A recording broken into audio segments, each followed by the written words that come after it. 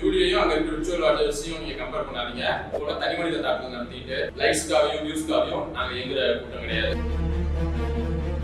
தமிழ் கையில ஒரு பூமாலை எப்படி கிடைக்குமோ அது போல தாவேக்காவிடம் ஆட்சி போயிடுச்சு. விஜய் விமர்சிச்சா கூட கைது பண்ண மாட்டாங்க, ஆதரவு விமர்சிச்சா கைது பண்ணுவாங்கிறதுல தான் என்ன நடந்திருக்குன்னா தொடர் கொலைகளும் பெண் குழந்தைகளுக்கு எதிரான தொடர் பாலியல் குற்றங்களும் தொடர் மின்வெட்டும் கொலைகளும் தான் நடந்துருக்கு. எங்க ஆட்சி நாங்க ஆட்சிக்கு வந்தா நடக்காது, நாங்க ஆட்சிக்கு வந்தா நடக்காது, சொலந்து போற நேரத்துல நாங்க அதெல்லாம் மாத்திடுவோம் அப்படின்னு சொல்லி தானே நீ வந்தீங்க. விஜய் அண்ணா வந்து பொற்கால ஆட்சி தான் தராரு, நல்ல ஆட்சி தராருன்னு மக்களை வெறும் ரீல்ஸை மட்டும் வச்சு நம்ப வச்சிருந்தான். ரீல்ஸ் வச்சு தானே ஆட்சிக்கு வந்தோம், அதே ரீல்ஸை வச்சு நம்ப வச்சிருந்தான்னு ஆதரவுச்சுன்னா ஜெகதீஷ் உள்ளிட்ட அவர்கள்லாம் நம்பிட்டு இருந்திருக்காங்க. விஜயன் நம்பிட்டு இருந்திருப்பாரு. ஃபேக் நரேட்டிவ்ஸை மட்டும் வச்சு சர்வே பண்ணிடலாம் நினைக்கிறாங்க. அதை இந்த ஜென்சிலிங்கர்கள் ஒருபோதும் விட மாட்டாங்க. இப்போ சரஞ்செயராமன் இந்த நாள் ஒருத்தர் கைது பண்ணாங்க.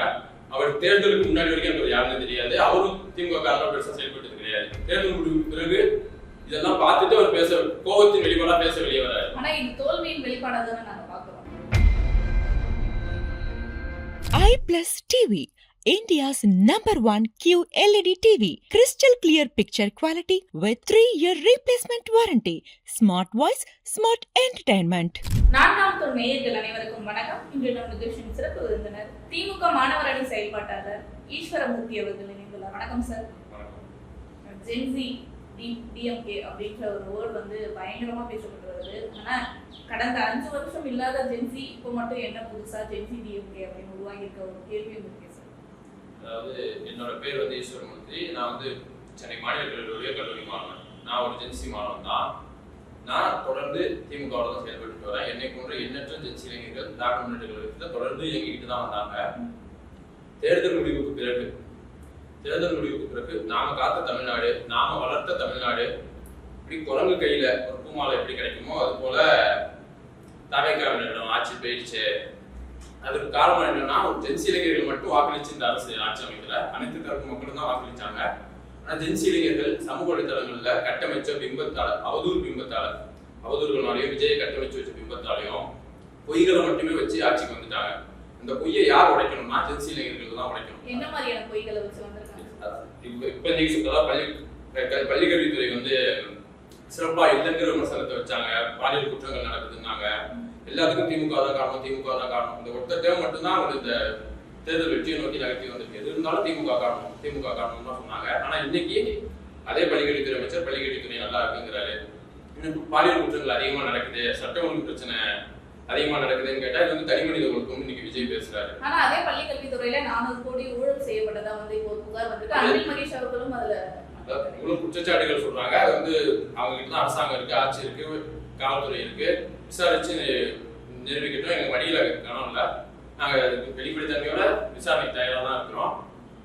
தொடர்ந்து இதே மாதிரி அவதூறுகள் மட்டும் கொஞ்சம் ஆட்சிக்கு வந்ததுக்கு பிறகும் இதே அவதூறை வச்சு அவங்களை தங்களை நிலைநிறுத்திக்கலாம்னு நினைக்கிறாங்க. இது ஒருபோதும் நடக்காது. அதை உடைக்கிறதுக்கு தான் அந்த ஜென்சி இளைஞர்களுக்கு பேசுறது கண்டே உங்களுக்கு ஒரு அச்சம் வருது.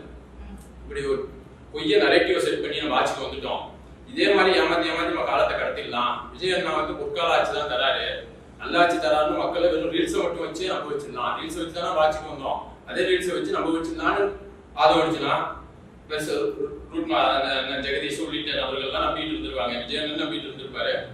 அத ஒரு 6 இளைஞர்கள் தன்னிச்சையா ஜென்சி டிஎம்கே மீட்டப்னு ஒரு அண்ணா நகர் டவுன் பார்க்ல பிளான் பண்ண ஒரு சின்ன ஈவெண்ட், ஒரு 10 பேர் வந்து ஒரு கெட் டுகெதர் மாதிரி இருக்கும்னா ஒரு பிளான் பண்ணது. அதுக்கு அவங்க அனுமதி மறுக்கிறாங்க. ஒரு பார்க்ல பிளான் பண்றாங்க, அங்கேயும் அனுமதி மறுக்கப்படுது.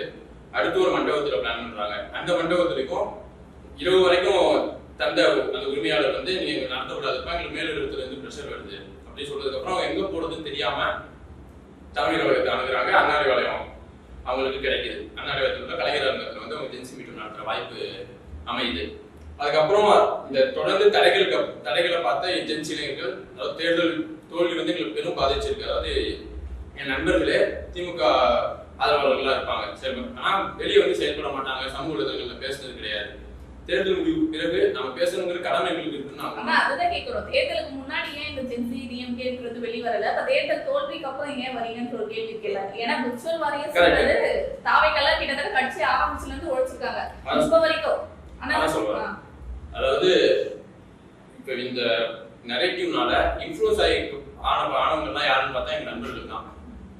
என் கிளாஸ்ல என் பக்கத்துல இருக்க என் ஃப்ரெண்டு தேவைக்காக வாக்களிச்சிருக்கான். ஏன் வாக்களிச்சிருக்கான்? முழுக்க நரேட்டிவ் மட்டுமே நம்பி தான் வாக்களிச்சிருக்கான். அதை மாற்ற வேண்டிய கடமை யார்கிட்ட இருக்கு? என்கிட்ட இருக்கு. வெளியே வந்து நீ நம்பினது போய் இதுதான் உண்மை அப்படிங்கிறத நான் சொல்ல வேண்டிய கடமைகளுக்கு இருக்கு. செய்யாததை எப்படி சார் நரேட் பண்ண முடியும், போர்ட்ரேட் பண்ண முடியாது? இருந்தாலும் மக்கள் யோசிப்பாங்கல்ல, இது வந்து ஆட்சிக்கு வந்துட்டாங்க. ஒரு ஸ்கூல் பேக்கை போட்டு விஜய் அண்ணா செஞ்ச மாற்றம்னாங்க, அது ஃபேக்கு. சைக்கிள் பிரைவேட், அதாவது எய்டட் ஸ்கூல்ல கொடுத்த ஒரு சைக்கிள், அதான் விஜய் அண்ணா கொடுத்த சைக்கிள்னாங்க. தொடர்ந்து ஃபேக் நரேட்டிவ்ஸ் மட்டும்தான் வச்சுட்டு வராங்க. என்ன அதாவது திமுக ஆட்சியில் செய்ததை ஸ்டிக்கர் ஒட்டிக்கிட்டு எங்க விஜய் அண்ணா செஞ்சாரு அப்படிங்கிற பெருமை கொண்டாடிட்டு மட்டும்தான் அவங்க இருக்கிறாங்க. எந்த ஒரு பெரிய மாற்றமும் கடந்த 50 நாள்ல நடந்ததா இல்லை. என்ன நடந்திருக்குன்னா தொடர் கொலைகளும், பெண் குழந்தைகளுக்கு எதிரான தொடர் பாலியல் குற்றங்களும், தொடர் மின்வெட்டும், கொலைகளும் தான் நடந்துருக்கு. ஆனா திமுக ஆட்சியில் இது நடக்கலையா? எங்க ஆட்சி, நாங்க ஆட்சிக்கு வந்தா நடக்காது. நாங்க ஆட்சிக்கு வந்தா நடக்காது, சொடக்கு போற நேரத்துல நாங்க அதெல்லாம் மாத்திடுவோம் அப்படின்னு சொல்லி தானே நீங்க வந்தீங்க. எங்க விஜய் அண்ணா வந்தோட தமிழ்நாடு கிளீன் ஆயிரும், கிளீன் கவர்மெண்ட் ஆயிரும், எந்த குற்றங்களும் நடக்காது. எங்க விஜய் அண்ணா சுறா படத்துல நீச்சல் அடிச்ச மாதிரி, குருவி படத்துல பிறந்த மாதிரி தமிழ்நாட்டை காப்பாத்திடுவாரு நம்பிட்டு தானே இந்த மக்கள் வாக்களிச்சாங்க. ஆனா டைம் எடுக்கும். வந்து அதை வந்து நம்ம சரிப்படுத்துறதுக்கே ஒரு டைம் எடுக்கும். அவங்க கீழே இருக்கவங்க அதிகாரிகள் அவங்க கட்டுக்குள்ள கொண்டு வரணும். இதுக்கான ஒரு டைம் இருக்குல்ல, டைமிங் பீரியட். அதாவது டைம், பிரீத்திங் டைம் நம்ம கொடுக்கணும். கவர்மெண்ட் அவங்க ஸ்டேபிள் பண்றது பிரீத்திங் டைம் கொடுக்கணும். அதே நேரத்துல இங்க நடக்கிற குற்றங்களும் தொடர் மின்வெட்டையும் பார்த்துக்கிட்டு இருக்க முடியாதுல்ல. மக்கள் கஷ்டப்பட்டுட்டு விஜய் அண்ணா வராஜ் நமக்கு இன்னும் ஒரு 6 மாசம் கஷ்டப்பட்டுக்கலாம், இன்னும் ஒரு வருஷம் கஷ்டப்பட்டுக்கலாம் மக்கள் இருக்கணுமா? அதெல்லாம் கேள்வி கேட்காம யாராலையும் இருக்க முடியாது. அதே திமுக தான் பண்ணுதுன்ற மாதிரி ஒரு குற்றச்சாட்டு வருது. குற்றச்சாட்டு நீங்களே சொல்லிட்டீங்க. இந்த அவதூறுகள் மட்டும்தான் அவங்க சொல்லிக்கிட்டே வருவாங்க. எது பண்ணாலும் திமுக தான் காரணம், அதான் அவங்களோட தாரக மந்திரம். எதா இருந்தாலும் இவங்க ஆட்சிக்கு வந்துட்டாங்க, அதிகாரிகள் அவங்க கட்டுப்பாட்டுல இருக்காங்க. மின்சாரத்துறை அமைச்சர் யாரு? சிடிஆர் நிர்மல்குமார். மின்சாரத்துறை அதிகாரிகள் மாத்திர அதிகாரம் யாருக்கு இருக்கு? இந்த இங்க திமுக ஆதரவா அந்த அதிகாரி இயங்குறாருன்னு தெரிஞ்சிச்சுன்னா அந்த அதிகாரியை மாத்திட்டு அவங்களுக்கான அதிகாரிகளை நேர்மையா செயல்படுற அதிகாரிகளை போட வேண்டியதுதானே. எல்லாமே தூக்கிட்டு போயிடுறாங்க. ஃபுல் அவதூறு விமர்சனங்கள் தான். எப்படி எல்லாம் மக்கள் இதை சேர்த்திருக்கலாம். ஃபேக் நரேட்டிவ்ஸை மட்டும் வச்சு சர்வே பண்ணிடலாம் நினைக்கிறாங்க. அது இந்த ஜென்சிலிங்கள் ஒருபோதும் விட மாட்டாங்க. நாங்கள் ஒவ்வொரு இடத்துலையும் எல்லாரும் பேச ஆரம்பிச்சிட்டோம். இப்போ சரஞ்செயராமன் இந்த நாள் ஒருத்தர் கைது பண்ணாங்க. அவர் தேர்தலுக்கு முன்னாடி வரைக்கும் எனக்கு யாருன்னு தெரியாது. அவரும் திமுக காரணம் பெருசாக செயல்பட்டது கிடையாது. தேர்தல் முடிவுக்கு பிறகு இதெல்லாம் பார்த்துட்டு அவர் பேச, கோபத்தின் வெளிப்பாடா பேச வெளியே வராரு. ஆனா இது தோல்வியின் வெளிப்பாடா தானே நாங்க பாக்குறோம். நீங்க தோல்வியின் வெளிப்பாடா நாங்க காத்த தமிழ்நாடு இப்படி மாட்டிக்கிச்சே. அதிமுக ஆட்சி பண்ணலையா? அதுக்கு முன்னாடி பல பேர் ஆட்சி பண்ணிருக்காங்க. அதாவது எப்படி சொல்றது, நாங்க பயன்பெற்ற அரசு இதெல்லாம். அதாவது இன்னைக்கு ஈஸ்வரமூர்த்தி எம்ஏன்னு நான் போடுறேன்னா அதுக்கு காரணம் திமுக தான், திராவிட முன்னேற்ற கழகம் தான். பிறப்பின் அடிப்படையில் ஒரு குறிப்பிட்ட சமூகத்தை சேர்ந்தவங்க மட்டும் தான் கல்வி கற்கணும், கோயிலுக்கு போகணும், பள்ளிக்கு போகணும்னு நிலையை மாற்றுறது திராவிட இயக்கம். தந்தை பெரியார், பேரறிஞர் அண்ணா, அண்ணல் அம்பேத்கர், முத்தமிழ் கலைஞர் எண்ணற்ற தலைவர்கள் போராடி வாதாடி எங்களுக்கு இது ஒதுக்கீட்டையும் சமூக நீதி சார்ந்த கல்வி சார்ந்த திட்டங்களை தண்டு எங்களை மாற்றி நீங்க பட்டதாரிகளாக உருவாக்கியிருக்காங்க. எங்களுக்கு வேலை வாய்ப்புகள் கிடைக்குது, வேலை வாய்ப்பு சமூகமே கிடைக்குதுன்னா அது காரணம் பெரியாரும் அம்பேத்கரும் தான். இது போன்ற சாதனைகளை செய்து எங்களை முன்னோக்கி அனுப்பியிருக்கு திராவிட இயக்கம். அந்த திராவிட இயக்கத்தை ஒரு விமர்சனத்தால அவதூறால மாத்திர முடியுங்கிறப்ப நான் களத்துல இறங்கி பேச வேண்டியது எங்களோட கடமைன்னு வந்து நாங்கள் பேசிட்டு இருக்கோம். தோல்வியோட வழி எல்லாருக்கும் இருக்கும், எங்களுக்கும் இருந்துச்சு. அதாவது களத்தை தவறா நாங்கள் கணிச்சோன்னே ஒத்துக்கணும் தான். எங்க தலைவரே சொல்லியிருக்கிறாரு, இதுதான் பண்ண போனா நாங்க அதிமுக தான் எங்களுக்கான பிரதான எதிரி. மக்கள் வந்து தாய்க்காக நம்ப மாட்டாங்கன்னு நினைச்சோம். பட் ரீல்ஸ் இன்ஃப்ளூயன்ஸ் பண்ணியிருக்கு ஜென்சி, அதாவது ஜென்சி அங்க இருக்கிற இன்ஃப்ளூயன்சர்ஸ் சொன்ன இன்ஃப்ளூயன்ஸ் எப்படி சார் ஏத்துக்க முடியும்? ஏன்னா அவங்க பண்ண தப்பா இவங்க சுட்டி காட்டுறாங்க. அதாவது ரூட் மாஃபியா, அதாவது இது வரைக்கும் சினிமாவில் நடிச்சிட்டு இருந்த நடிகர்கள் எல்லாம் விஜய் அண்ணா ஆட்சி வரப்போகுது, விஜய் அண்ணாக்கு வாக்குறீங்க, மாற்றம் வரும்ட்டு பிளான் பண்ணி நிறைய செட் பண்ணலாம். இப்ப இங்க பேசுற யாரும் இன்ஃப்ளூயன்சர்ஸ் கிடையாது. ஆனா அதே நடிகை தான ஜூலி அவர்களும் உங்ககிட்ட இருந்து பேசிட்டு இருக்காங்க பாத்தீங்களா? ஜூலி வந்து தேர்தல் ஜூலி அவர்கள் வந்து அவங்க தனிப்பட்ட முறையில விஜய் அவர்கள் மேல இருக்கிற விமர்சனங்களை, விர்ச்சுவல் வாரியர்ஸ் அவங்களை தனிப்பட்ட வச்ச விமர்சனங்களுக்கு பதிலடி கொடுத்தாங்க. சோ அவங்க ஆட்சிக்கு வரக்கூடாதுன்னு அவங்க நினைச்சாங்க. தலைவர் ஆட்சிக்கு வரக்கூடாது, பொது இடத்துல வந்து விமர்சனம் பண்றாங்க, தேர்தல் பிரச்சாரம் பண்ணாங்க, இன்னைக்கு தொடர்ந்து இயங்கிட்டு வராங்க. ஆனா நீங்க ஜூலியையும் அங்க இருக்கிற விர்ச்சுவல் வாரியர்ஸையும் நீங்க கம்பேர் பண்ணாதீங்க. அவங்க இன்னைக்கு வரைக்கும் ஏதாவது அவதூறா கெட்ட வார்த்தையை பேசி ஒரு வீடியோ எடுத்து காட்டுங்க. ஆனா இப்போ அதுக்கு தானே சார் நீங்க சொன்ன சரணவர்களா? எந்த பெண் என்ன தாவைக்கா பெண்களை அவதூறா பேசுறாங்க. அதே அவர் கலக்கத்திற்கு போனாங்கல்ல, அந்த பெண்கள் என்னென்ன வீடியோ பேசுறாங்கன்னு என்னால காட்ட முடியும். அவரு நாகரிகமான தொடப்ப கட்டைங்கிற ஒரு ஸ்டேட்மெண்ட் பயன்படுத்தி ஒரு அநாகரிகமான அவரே இன்ட்ரூ கேட்டிங்கனால சொல்லுவாரு. அவர் தனக்குன்னு ஒரு ஸ்லாங் அதை பயன்படுத்தி பேசிட்டு அது ஆட்சியில் நடக்கிற தவறுகளை தான் சுட்டி காட்டிட்டு வர்றாரு ஒவ்வொரு இடத்துலயும். அவர் வந்து குறிப்பா சொல்ல போனா விஜய் விமர்சிச்சாருலாம் கைது பண்ணல, ஆதோ ஒரிஜினல் விமர்சிச்சாருலாம் கைது பண்றாங்க. அன்பானந்தம் உங்களுக்கு தெரியும், காவல்துறை கைது பண்ண போனுச்சு. அவரும் விஜய் பெருசா விமர்சிச்சாரு கைது பண்ண போல. ஆதோ ஒரிஜினல் ஆக்டிங் சிஎம் ஆதோ ஒரிஜினல் முதல் போட்டு முதலமைச்சரை விமர்சிச்சாங்கிறதெல்லாம் கைது பண்ண போறாங்க. அந்த நிலையில தான் இன்னைக்கு தமிழ்நாட்டுடைய காவல்துறை இருக்கு. விஜய் விமர்சிச்சா கூட கைது பண்ண மாட்டாங்க, ஆதோ ஒரிஜினல் விமர்சிச்சா கைது பண்ணுவாங்கிற நிலை தான். ஸோ இங்க சொன்னது அதுதான். நாங்கள் யாரும் வழக்குகளுக்கு அஞ்சு பொய்கள், அதாவது உண்மையை பேசாம அமைதியா இருந்துட மாட்டோம், பொய்யை கேட்டுட்டும் அமைதியா இருந்துட மாட்டோம். அதாவது என் ஃப்ரெண்டு ஒருத்தன் நான் வந்து விஜய் நான் வாக்களிக்க போறேன் நெட்டு சொல்லியிருப்பான். தேர்தல் முடிவு பிறகு ஒரு வாக்கு என்ன மாற்ற போது நான் எளிதாக கடந்து போயிருந்திருக்கலாம். என் போன்லயே நான் ஒரு சில ஒரு ஃபேக் நெரேட்டிவ்ஸ்லாம் நானே பார்த்துருப்பேன், இது வந்து திமுகவோட தவறு அப்படின்ட்டு. அதுக்கு நான் பதில் கொடுத்து போடாததுனால ஆட்சி இழந்துட்டோமோன்னு என் மனசு குத்துனுச்சு. அதை வெளிப்பாடா நீங்க ஆட்சி இழந்தது காரணமானா இந்த அநாகரிகமான வார்த்தைகள் யூஸ் பண்றது. ஏன்னா திமுக பாத்தீங்கன்னா தொடர்ந்து இப்ப கூட அனிதா ராதாகிருஷ்ணன் அவர்கள் விஜய் அவர்களையும் கிருஷ்ணா அவர்களையும் ஒருமையில பேசினாரு. இப்ப இவங்க இதற்கு முன்னாடி கிருஷ்ணமூர்த்தி அவர்கள், உங்க திமுக கிருஷ்ணமூர்த்தி அவர்கள் அவரும் ஆபாச வார்த்தைகள் பேசுறது. இந்த மாதிரியான அநாகரிக அரசியலை கையில் எடுத்ததாலதான் திமுகவை மக்கள் வெறுத்துட்டாங்க அப்படின்ற ஒரு ஸ்டேட்மெண்ட் இருக்கு சார். இது பப்ளிக் சொல்லுவாங்க. ஆனா அதே பப்ளிக் தான் நம்ம ஓட்டு போடுறோம். அதாவது பப்ளிக்னா தாவேக்கு ஆதரவாளர்கள் சொல்லுவாங்க. அனைத்து கட்சிகளையும் இப்ப நான் சொன்னேன், திமுகவோட இப்ப நீங்க பேசுற ஜென்சிலைகள் குறிப்பிட்டு இவங்க கெட்ட வார்த்தை பயன்படுத்துறாங்க, தனி மனித தாக்குதல் நடத்துறாங்க, உருவகேலி செய்யறாங்க, யாராச்சும் ஒரு ஆளு குறிப்பிட்டு அமைச்சர்களே படுத்துறாங்கன்னு சொல்றேன். பொன்முடி அவர்களா இருக்கட்டும், அனிதா ராதாகிருஷ்ணன் அவர்களா இருக்கட்டும், கிருஷ்ணமூர்த்தி அவர்களா இருக்கட்டும், பெண்களை எவ்வளவு கொச்சையாக பேசியிருக்காங்க. சிவாஜி கிருஷ்ணமூர்த்தி அவர்கள் வந்து தலைமை கழக பேச்சாளர். அவர் வந்து அவரோட டோன்ல ஒரு விமர்சிக்கிறாரு. அந்த டோன் தான் அதை கட்சி அங்கீகரிக்கிறாங்கிறது நம்ம எடுத்துக்கணும். அதே போல இப்ப பேசுற இன்ஃபுளுசர்ஸ் இருக்காங்க. ஆனா தாவேக்காவோட இன்ஃபுளுசர்ஸ் முழுக்க இது மட்டும்தான் தனிமனித தாக்குதல் மட்டும் தான் நடத்திட்டு வராங்க. நாங்க ஐடியாலஜி பேசுறோம், திட்டங்களை பேசுறோம், நாங்க என்ன செஞ்சவங்களை சொல்றோம், என்ன தவறு நடக்குதுங்கிறத சுட்டி காட்டுறோம். நாங்க இது போல தனிமனித தாக்குதல் நடத்திட்டு லைக்ஸ்க்காவையும் வியூஸ்க்காவையும் நாங்க எங்கிற கூட்டம் கிடையாது, கொள்கை கூட்டம் தான் அந்த கூட்டம்.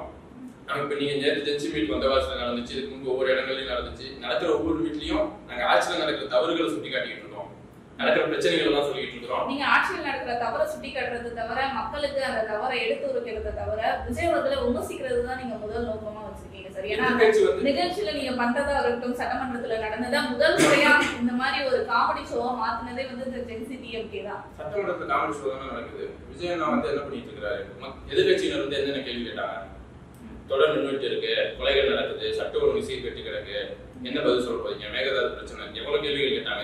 அதுக்கு பதில் சொல்லும்போது நீங்களும் சட்டமன்றத்துல இல்லையே, வெளியே இருக்கீங்க, வெளிநடப்பு அவங்க தீர்மானம் நிறைவேற்றினாங்க. தீர்மானத்துக்கு அவங்க ஒத்துக்கிட்டு இந்த பேராவை சேர்த்துக்கணும்னு எதிர்கட்சி தலைவர் சொன்னாரு. அதை வந்து தமிழ்நாட்டுடைய முதலமைச்சரும் அக்செப்ட் பண்ணிக்கிட்டாரு. அதன் பிறகுதான் நாங்க வெளிநடப்பு செய்யறோம்.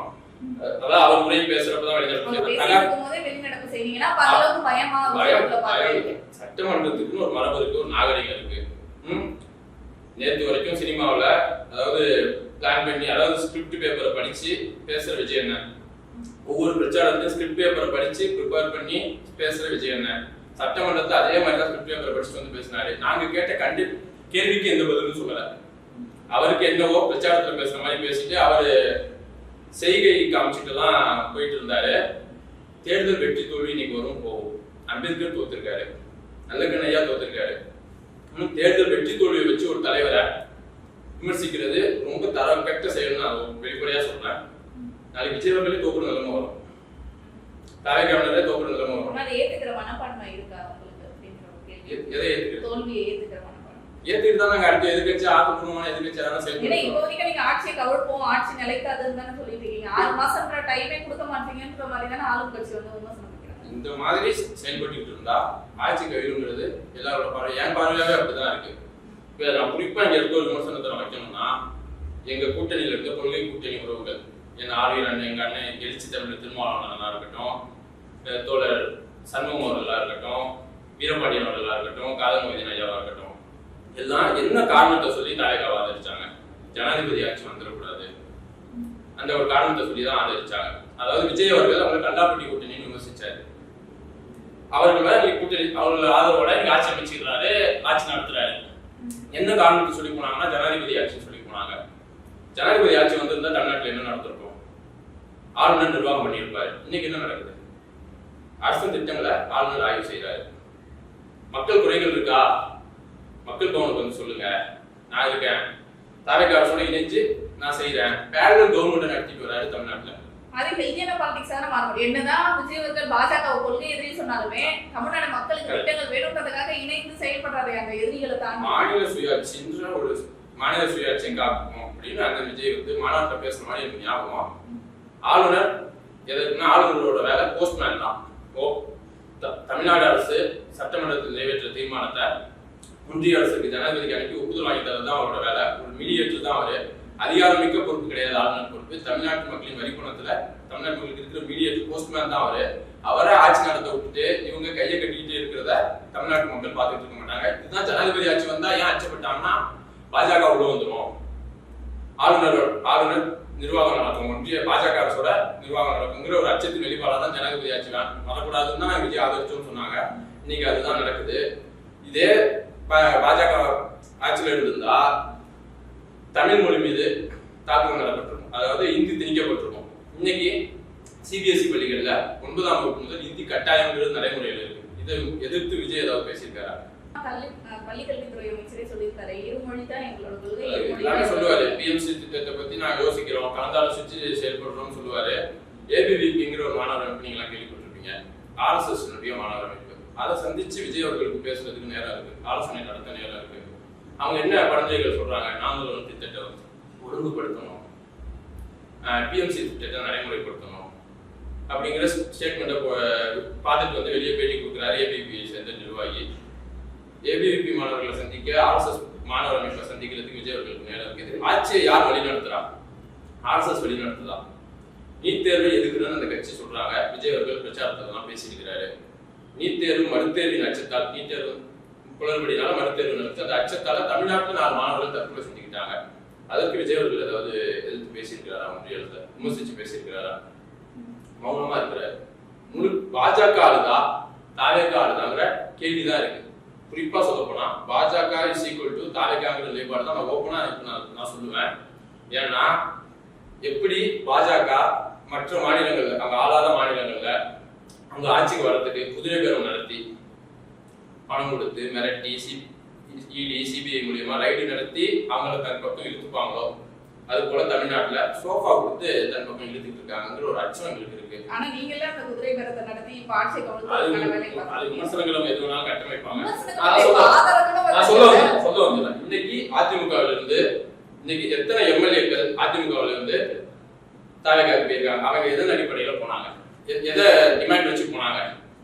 கட்சிக்கு போனா நமக்கு ஒரு கூட்டணி கட்சியை சேர்ந்து உங்க ஆதரவு இல்லாம விஜய் பேச்சுக்கு இப்ப உங்க 7 போறாங்க. இன்னும் நாளைக்கு இன்னும் எத்தனை பேர் வேணாலும் அவங்க சோஃபா போட்டு பர்ச்சேஸ் பண்ணிப்பாங்க, எத்தனை எம்எல்ஏக்கள் வேணாலும்.